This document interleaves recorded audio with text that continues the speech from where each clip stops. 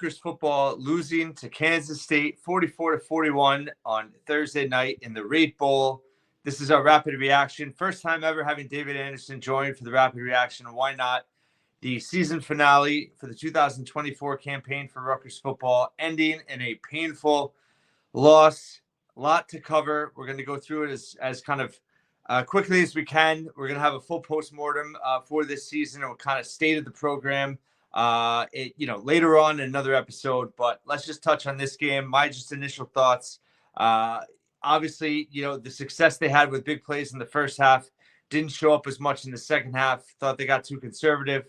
I thought the athletes of Kansas State dominated in that second half. And at the end of it, Rutgers just did not have enough. And it was a very frustrating loss to see. I didn't think it was particularly surprising. I tweeted before the game, I thought it was going to be high scoring, and then just kind of seeing how the field conditions were, it was going to be extra sloppy. I thought that was going to lead to even more points, just being conducive to the offensive players knowing where they were going versus defensive players having to react. Certainly turned out that way, and Rutgers on the short end of the stick. David, initial thoughts on this loss? Yeah, a lot of the same things. I felt like there was going to be a lot of points, and I know we didn't have a full preview, so it's easy to say that in hindsight, but yeah, just because I felt like, and any time that teams had a lot of opportunity to prep for Rutgers, they were able to score points. And we know that Kirk Ciarrocca, when given ample time, usually can dial up some successful stuff as well. I thought we were going to see a little bit more of that, but overall, I mean, the story of that game was Rutgers, during one stretch, was on a 27-7 run, more or less, to get in a commanding position. And then they ended the game with Kansas State on a 27-7 run, in effect. So pretty much it was a story of three different games when you look at it like that. And Rutgers came up short. And like you said, we can do a full postmortem later on. But all of the good and all the bad we saw from Rutgers football this season, other than Kamanungai, who did not play, all the good and all the bad was on this full display in this contest that was somewhat entertaining way to end the season, though disappointing, to say the least. Yeah, we were texting throughout the game, and one thing that really jumped out was the second half. Rutgers getting very conservative, running on first down, 6 straight drives. I think the most yards they got was 3 yards on any of those 6. A couple were for loss. That 6-yard loss, I remember that one. And it just seemed like, they got away from what was working a little bit in that first half. Obviously, Kalik-Manis was not particularly accurate in this game, just 14 of 32, 237 yards, a touchdown, interception. Things, again, in losses, when he has those late interceptions, you can kind of feel the momentum suck out of this team. And that certainly was a costly interception in this game. But, he made some big throws. I think we saw the types of weapons that Ian Strong and KJ Duff can be. Not a lot of success with Miller tonight. Just 2 catches on stats broadcast list 8 targets. TV said 10. But at any rate, he wasn't much of a factor. Really liked the play call and the touchdown to Sean Benjamin. But overall, I thought just in the second half, it just seemed like they kind of went into a shell, especially when they were up 34-17. You just felt like that they were trying to hold on. And then again, we saw the defense just get shredded, not be able to get any stops. And I was worried going into this game, and you touched on it. We didn't have a preview. We were all set to do it Monday. I had some stuff come up, could not do it.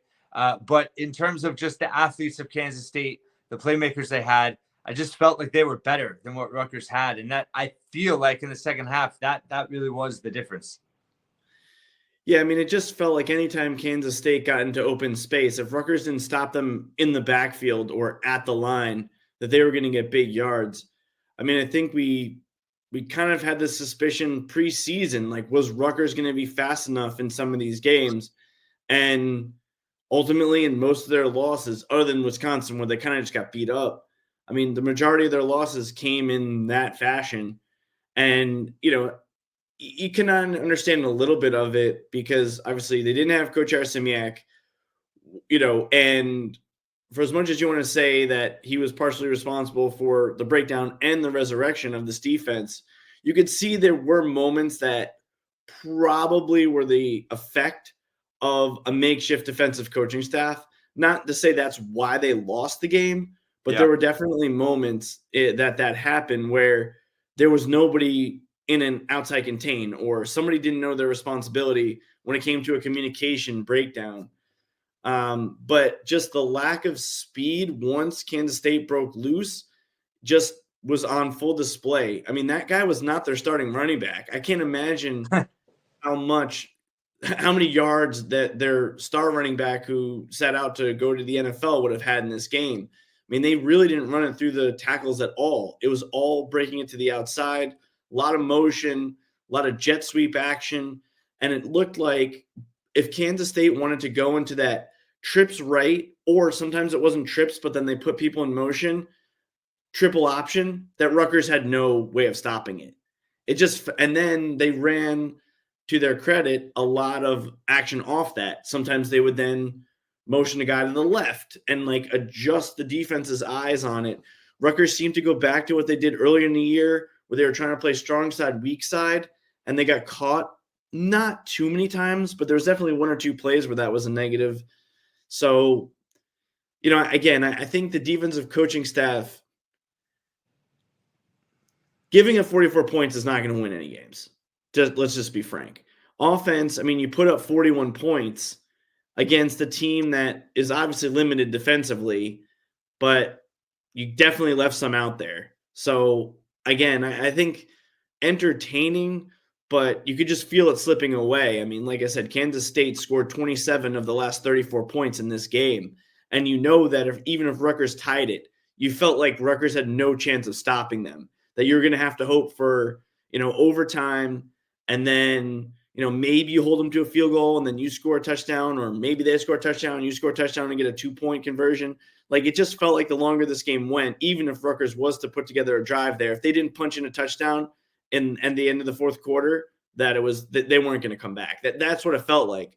But at least they gave themselves a chance, which we can say they did a lot of times this year, other than that Wisconsin game and then the debacle against USC, basically. But in every other game, they hung around, and that's kind of good. But it's kind of like, they missed opportunities to just even be in that position so many times this year. Yeah, good points. I felt like when it was 34-29, they were in trouble. And then obviously Dremel, you got to give, I tweeted this as a joke, but Shiana with a long play all season, basically refusing to return a punt just to set up that return punt to swing that, give momentum back. But that helped out the offense big time. But then, yeah, like you said, you had no confidence the defense could stop. Just in terms of Kansas State rushing, I mean, 347 yards rushing yards, 8.3 yards per carry. Talking about big plays, 10 rushes of 10 yards or more, but 5 of 25 yards or more. 4 were by Dylan Edwards, who you mentioned a rush for a bowl record for Kansas State, 197 yards.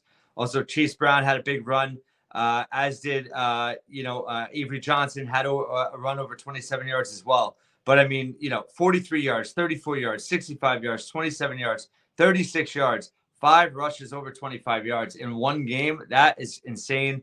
Rutgers had 1 rush over 25 yards in the game. Raymond, and listen, Raymond had some big moments. He had that 24-yard touchdown. He had that 65-yard run. I guess people, I think, were getting a little too carried away, though, I think, because if you look at the rest of his stats, I mean, he averaged a yard and a half a carry the rest of the game. How much did they miss Kyle Monangai in this game? How much did it make a difference? And what are your thoughts on Kyle Monangai not playing? Me personally, I thought he made the right decision for himself, and he owed this program nothing. 700 plus touches, 0 fumbles, heart and soul for what he went through this year, which I'm sure more of it will come out once he's preparing for the bowl game. But the injuries he played with, I mean, the guy's a warrior, and I thought, he deserved the right to make that decision. So I hold no ill will towards him. Just your thoughts on that situation and the run game for both teams. From the Kyle Monangai standpoint, he had nothing left to prove on a football field in a Rutgers uniform. And there's very few players that I would have said that about. Even someone like a Mike Teal, like him capping his career with a bowl win, I think mattered. But, I mean, unless Monangai carries every play on that last drive to will them to a 48-44 win, other than that, there's nothing else he could have really done. I mean, you saw the offense put up 41 points. I mean, without him. They did. And so, I mean, my bigger takeaway is I think Antoine Raymond provides very similar measurable skills to Kyle Monangai when you watch how he plays. But he's not the heart and soul of this offense. I don't really think that's why they lost this game. There is a way that this game could have gone. Maybe you lose 34-20 and you never really get into a rhythm, but they were in an offensive rhythm when they wanted to be. And so, yeah, do I think they would have had a better chance of winning if Monangai played? Yeah, but there's also a scenario where maybe they feed him the ball too much. They're even more conservative earlier on. Yep. Like, I don't think it's fair to be like, we lost because Kyle didn't play. Like, sure, they would have had a better chance to win, but the defense still gave up 44 points. So, I mean, I'm happy for Kyle. I think it was a good opportunity to showcase some of the other guys. It was nice to see Benjamin and Raymond get those carries because really this was a showcase for the coaching staff for how they're going to move forward. And obviously Kyle Monangai has had a nice career, but he's not going to be on the roster in 2025. So, like you said, I mean, I think Raymond's stats are a little bit deceiving because he had one long run, but how many times was he just gobbled up in the backfield or right at the line of scrimmage where he really had no opportunity to make a play, which wouldn't have made any difference. I mean, maybe Monangai could have turned a loss of 6 into a loss of 4. Like, what's he going to do on that? Maybe 2 yards or 3, but that still sets up second and long. Like, I don't think that was the reason that they lost this game. The only thing you could say is if they could have gotten Monangai the ball and he could get to second and third level, we might have seen Kansas State struggle to tackle him. I mean, really, that's their weakness. Their defensive backs are bad, but they're fast. And so what we've seen Rutgers have success, like look at Michigan State, the most recent game, it was that their defensive backs just couldn't make tackles. But Rutgers struggled in this game to get their, ball carriers into positions to make defensive backs miss. So, maybe you run a screen. I mean, that's my biggest frustration with the offense. You even heard on some of the previews like Larry Kay had with a group of Kansas State guys. I think this was even on Richie and Mike's podcast as well. Just Kansas State struggles if you go in motion. They bite on every play action. They bite on every motion. They bite on every out route. So if you can give yourself time, they're going to over pursue and they're going to bite on it. And Rutgers just by playing it conservative didn't take advantage of that at all. Not putting people in motion. I mean, just running a screen on that last drive, I think would have went for big yards. But they don't throw those to Kyle Monangai either. So I think that's one of the things I'm most disappointed in the offensive coaching staff was it just felt like, did they not have this in the game plan or were they just waiting to use it and just never got around to some of these tactics? I think that's the most disappointing thing to me when from an offensive standpoint in a game where, again, you scored 41 points. Right. It's pretty crazy. We're complaining about the offense in a game they score 41 and they lose. But, I mean, you're right. They did leave stuff on the table. And just talking about Demir Miller struggling to get him going and not using screens to try to do that just seems in hindsight, again, it's hindsight. It's easy to do. But they were struggling to get him going. They were struggling to get him the ball. And they didn't try to simplify things with them at all against a defense that struggles with that. And like we said, the field was not the great conditions at all. You would think they would have tried to use that to their advantage a little bit with some of the athletes they have, but it never happened. And I don't know. I mean, I'm still pretty high on where this offense can be next year. I mean, talking about the running back situation, CJ Campbell, the transfer from Florida Atlantic coming in. I mean, I think it's at this point his job to lose, even though Raymond and Benjamin certainly will be in the mix. And I like both of them. Campbell, just on paper and in highlight reels and just tape I've watched him, I mean, he's explosive and dynamic. So adding him, another thing, I mean, there's, no tight end aspect to the offense at all right now. Obviously, all the injuries, you have Colin Weber coming in, the transfer from Charlotte. So I think the offense could be a lot more dynamic next year. But with this game, I think it's almost like the old itch and like the old injury you had 20 years ago that pops back up on a rainy day.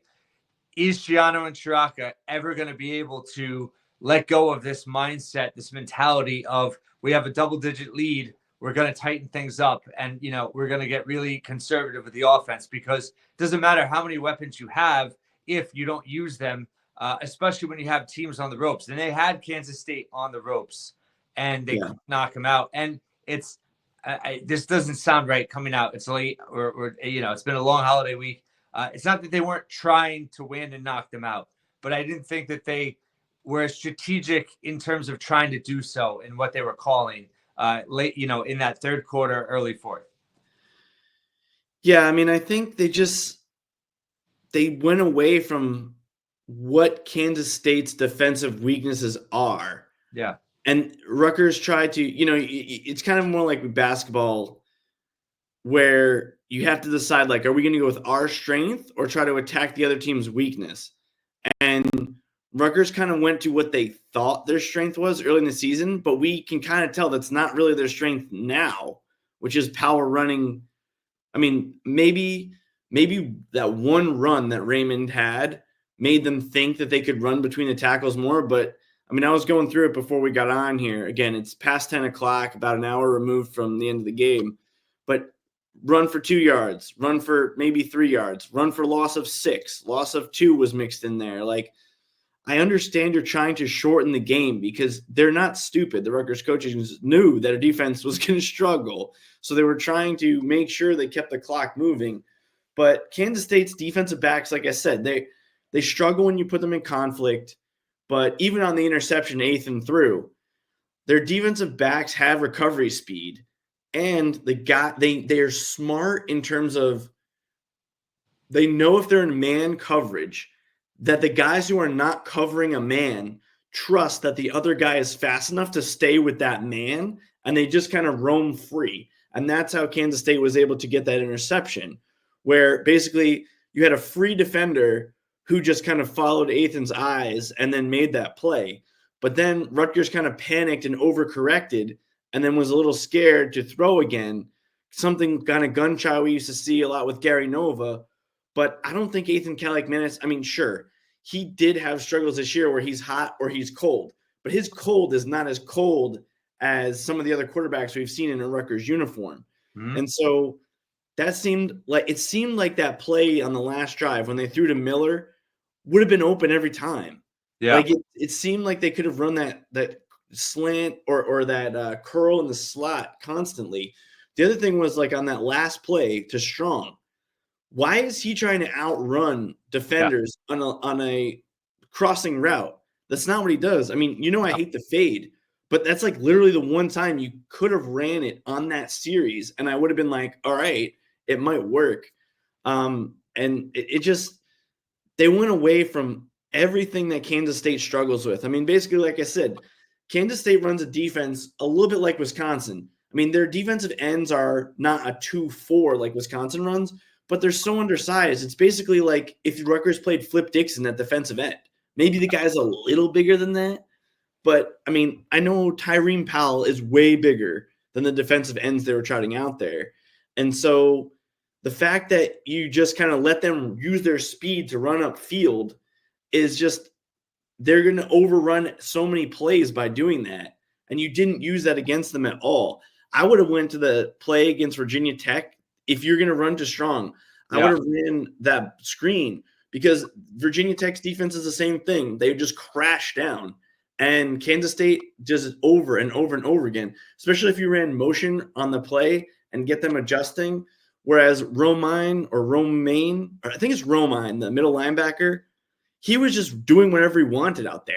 And that's exactly what we saw when they played against Wisconsin, where their linebackers were just free. They weren't in conflict. They could do whatever they wanted.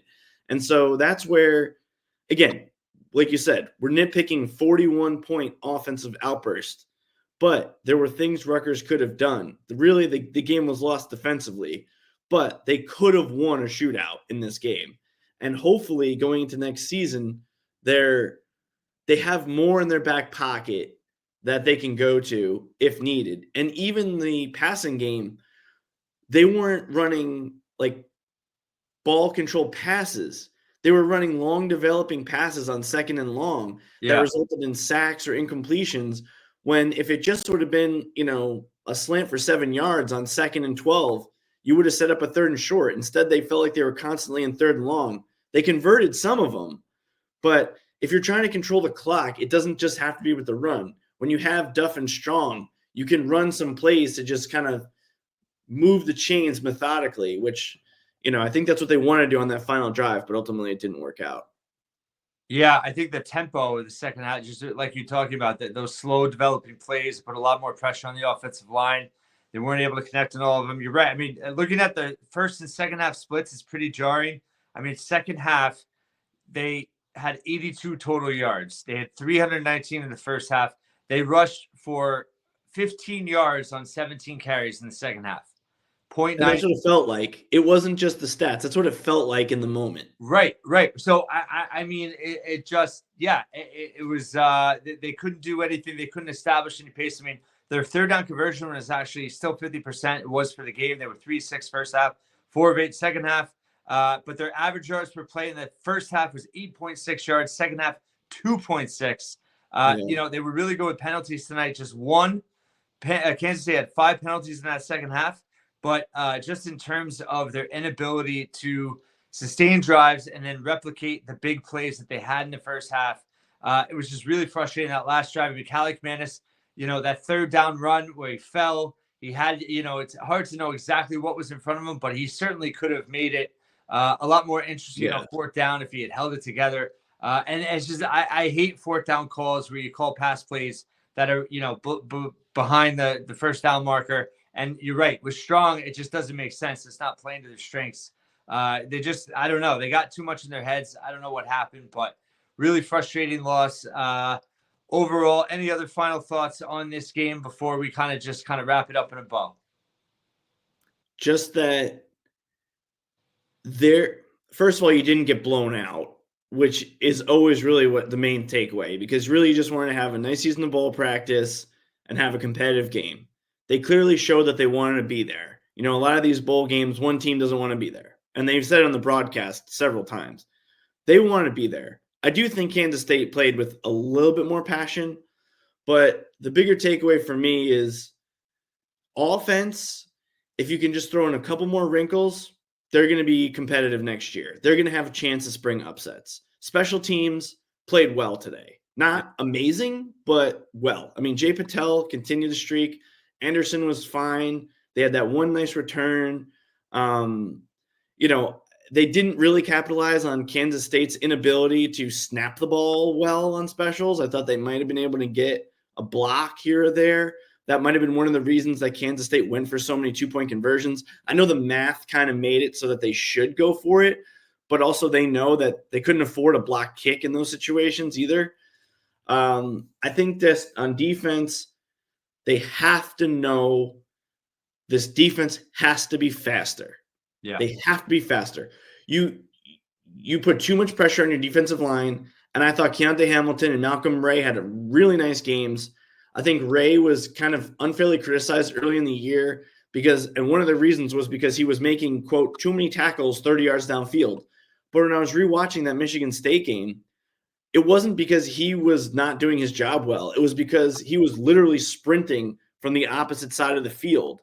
And so I think they're going to miss those guys a lot, which just is going to put even more pressure on them to be faster at defensive end. I know Aaron Lewis was not 100%. Maybe he was rusty, but they're going to just have to be faster.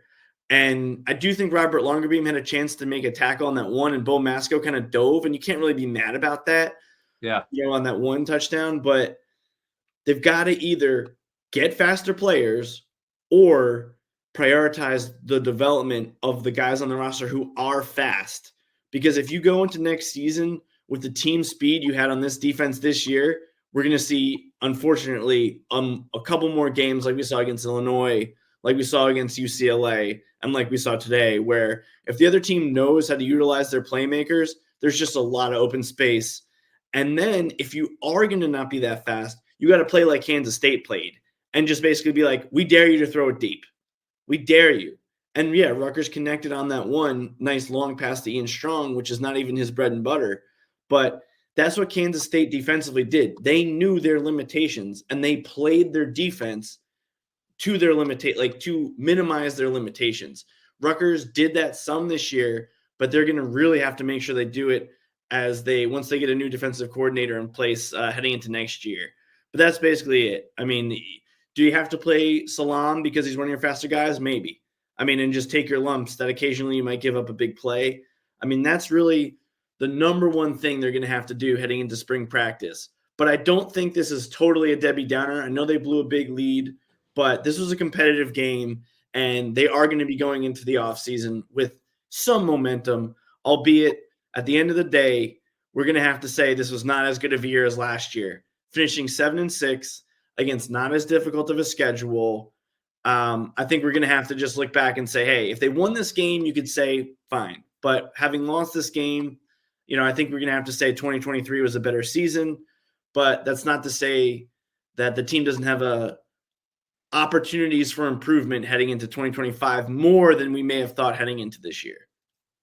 Well, I agree with you completely. And I think the reason that there actually should be optimism for next year is that the offense is starting to develop an identity and having real playmakers that are expected back in the fold, having that continuity and being able to already have new playmakers coming in through the portal, committed to this program. I mean, Strong is kind of who we thought and hoped he would be.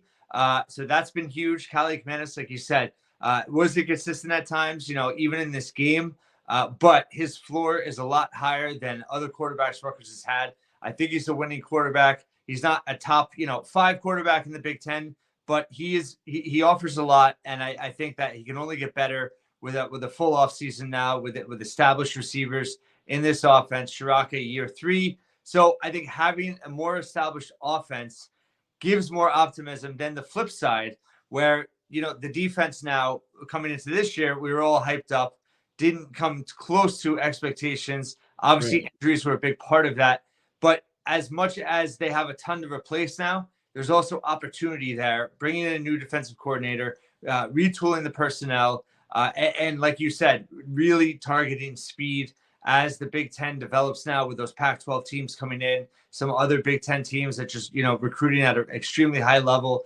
Rutgers has never been on that level from a speed perspective. So to be able to kind of revamp the defense from a personnel standpoint, from a leadership standpoint, I think it's intriguing to go along with an offense that is extremely stable, I would say, going into next year, with certainly plenty of room to improve. But totally agree. I mean, this year, there's a lot that happened. But I mean, I'll find it for our post-mortem. I did, a couple tweets before the season. What are your expectations for the record? And I mean, it was overwhelming. 8+ wins was the expectation. We both picked 8-4. They were ever so close with that Illinois game, despite all the kind of the frustrations, the struggles that happened.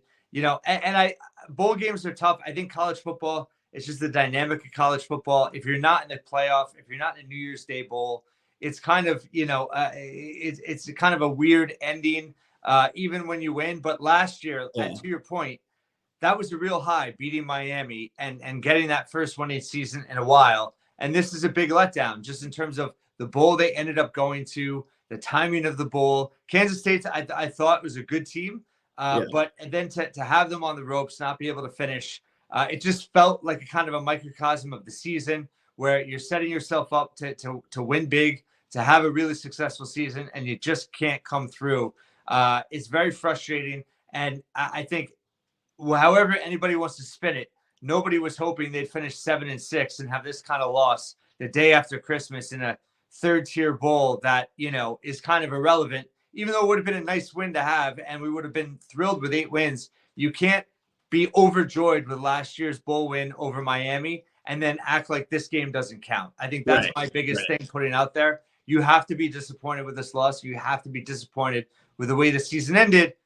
Obviously, with the way it started, October was brutal, but they responded. There's a lot of positives, as you mentioned, but at the same time, they didn't make the progress we thought they would, thought they could, and expected they would. And I think that, at the end of the day, this game kind of was a microcosm of all that happening. Yeah, I mean, the last thing I was just looking at the stats, and the guys, the defense had a tough day, overall. They gave up a lot of points. but the guys who I thought had their best games were the guys who have had the best careers. Tyreen Powell was injured early on he was literally bear hugged by a guy. And I said to my father-in-law, in Portuguese, I'm like, that as soon as he comes back on that field, that guy is going to get walloped basically for that. And I thought he did a good job. Hamilton, Ray, Longer Beam, I think really, came all the way back after a real tough season for him. I think he actually led the Big Ten in passes defended, but even then, I don't think it was as good a season he wanted to have. I thought Loyal had a pretty good game. He saved a couple potential touchdowns on those long runs.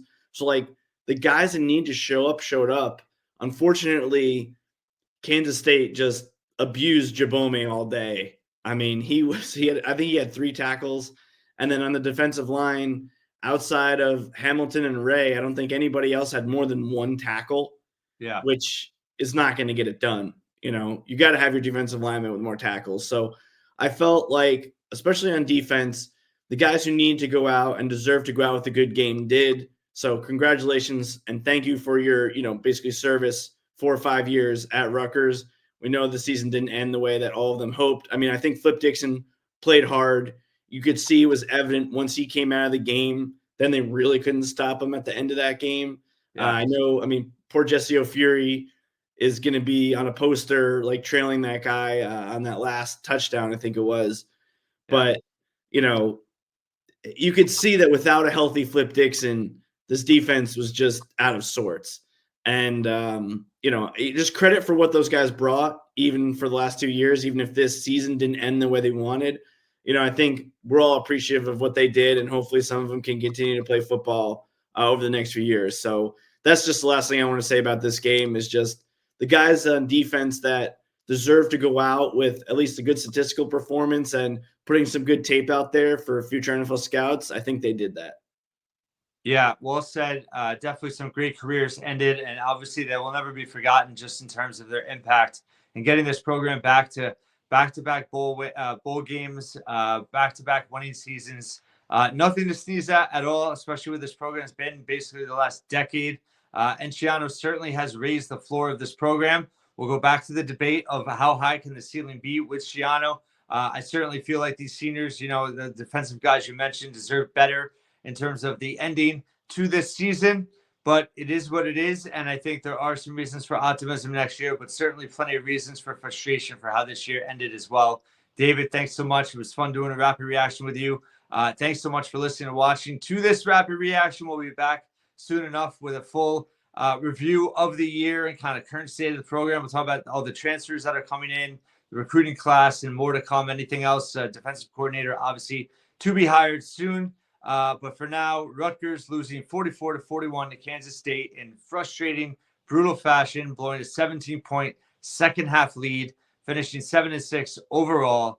Thanks so much for listening and watching once again here at the Scarlet Faithful podcast.